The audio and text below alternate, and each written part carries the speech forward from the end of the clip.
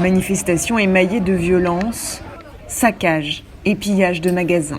Depuis le mercredi 3 mars, le Sénégal est en proie à des heurts inhabituels. Derrière cette flambée de violence, l'arrestation d'un homme, un opposant. Pour comprendre, nous vous proposons de remonter la chronologie des faits. Début février, l'opposant Ousmane Sonko, arrivé 3e à la présidentielle de 2019, fait l'objet d'une plainte pour viol et menace de mort, plainte déposée par une employée d'un salon de beauté.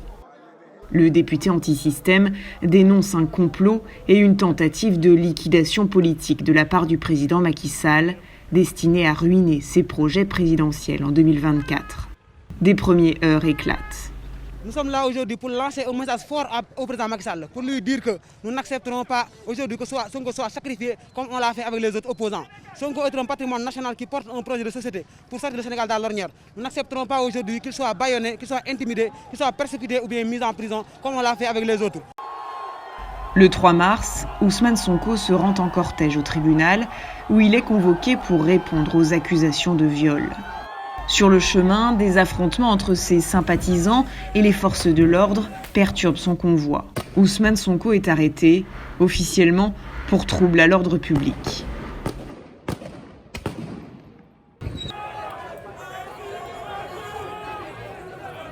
On est là pour supporter notre leader, le président Ousmane Sonko, mais surtout lutter pour la démocratie, pour la liberté, pour l'égalité, pour l'état de droit, pour toujours qu'on s'est battu.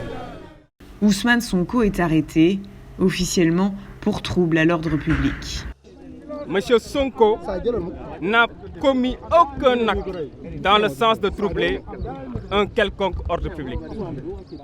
Il a déféré ou il a voulu déférer à la convocation de la justice.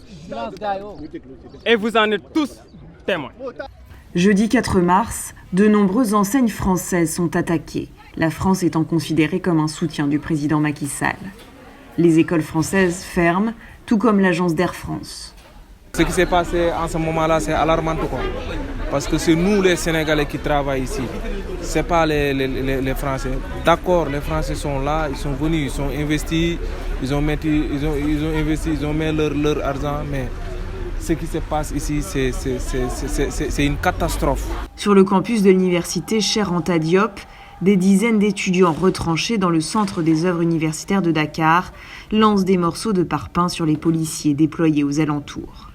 La veille, des groupes de jeunes et les forces de l'ordre ont échangé des pierres et des tirs de gaz lacrymogène.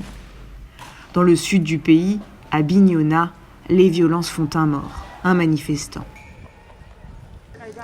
Vendredi 5 mars, des manifestations s'improvisent. La capitale vit des scènes de guérilla urbaine que Dakar n'a pas connues depuis des années.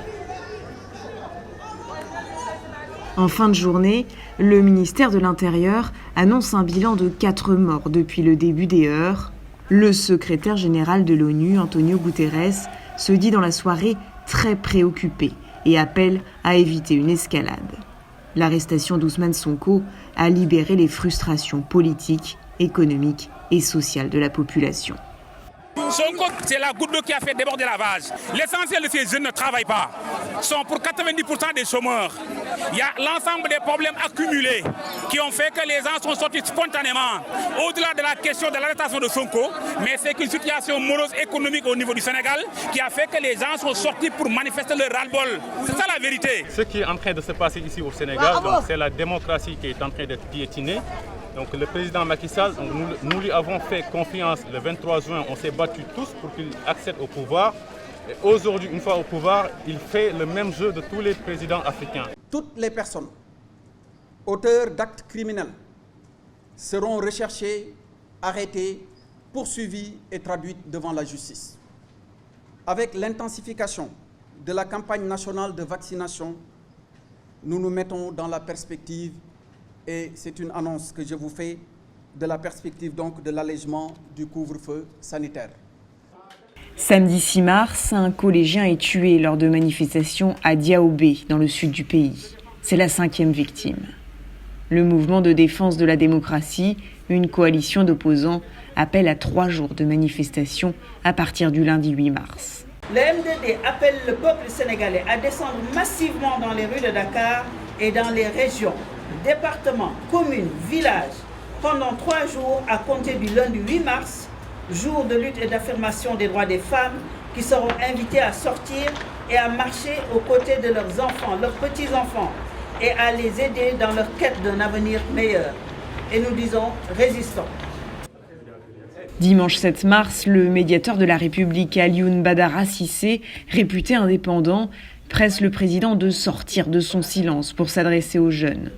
Les autorités sénégalaises annoncent suspendre l'école sur tout le territoire pour une semaine.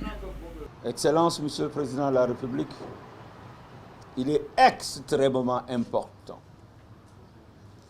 que nous renoncions à cette ferveur qui semble nous habiter lorsqu'en des moments comme celui-ci, nous sommes beaucoup plus poussés par la chicotte que par l'écoute. Il est important que nous comprenions que nous devons marquer une pause et parler à notre jeunesse, parler à nos enfants, leur faire entendre le langage de la vérité, certes, mais celui de la sagesse. Il est important également que nous parlions à nos autorités et qu'on leur fasse entendre le langage de la vérité, mais également celui de la sagesse.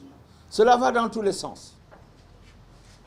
Et nous sommes au bord de l'apocalypse. Lundi 8 mars, Ousmane Sonko comparaît devant un juge. Il est inculpé, mais libéré et placé sous contrôle judiciaire. Et je pense qu'aujourd'hui, il faut saluer cette décrispation qu'il y a eu au niveau de la justice pour permettre au Sénégal de retrouver sa paix d'antan. Donc nous saluons également le doyen des juges qui a eu le courage de le mettre sous contrôle judiciaire.